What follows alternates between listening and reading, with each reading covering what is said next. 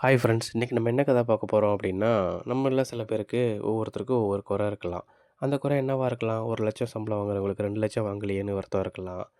சைக்கிள்ல போகிறவங்களுக்கு காரில் போகலையேன்னு ஒரு குறை இருக்கலாம். அந்த மாரி ஒரு கதைய சுவாரஸ்யமா பார்க்கலாம் வாங்க. ஒரு ஊரில் சிவராமன் சொல்லிட்டு ஒரு பணக்காரர் இருந்தார். அவருக்கு நிலம், சொத்து எல்லாமே இருக்குது. அப்படி இருக்கிறதுனால அவர் எந்த ஒரு வேலையுமே செய்கிறதில்ல. எதா இருந்தாலும் வேலையாட்கள கொண்டு வேலை செஞ்சுப்பாரு. அப்படி இருக்கிறதுனால அவருக்கு ஒரே ஒரு குறை மட்டும் இருக்குது. அது என்ன குறை அப்படின்னா, கொஞ்ச நாளாவே அவருக்கு நைட்டில தூக்கமே வர்றதில்ல. என்ன பண்ணுறது அப்படின்ட்டு அவரோட பழைய ஃப்ரெண்ட போயிட்டு மீட் பண்ணி இந்த விஷயத்த சொல்றாரு. இந்த மாரி எனக்கு நைட்ல தூக்கம் வர மாட்டேங்குது. என்ன காரணமா இருக்கும்? அப்படின்னு ஃப்ரெண்டுட்ட கேட்குறப்ப, ஃப்ரெண்டு ஒரு ஐடியா சொல்றாரு. கவலைப்படாத, எனக்கு தெரிஞ்ச ஒரு நாட்டு வைத்தியர் இருக்காரு.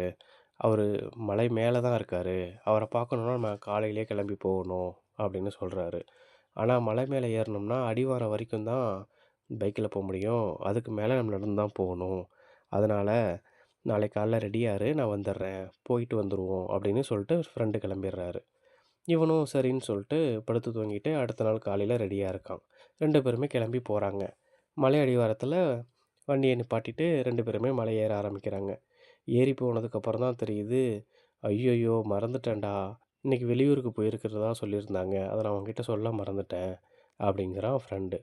இவனுக்கா சரியான கோவம். செம்மையா அவன திட்டி தீர்த்துட்டான். உடனே இறங்கி கீழ வராங்க. வந்து அடிவாரத்தில வண்டிய எடுத்துக்கிட்டு கிளம்பி வீட்டுக்கு போயிடுறாங்க. அடுத்த நாள் காலையில போலான்னு சொல்லிட்டு ஃப்ரெண்டு வந்து சிவராமன் வீட்டுக்கிட்ட வந்து நிக்கிறான்.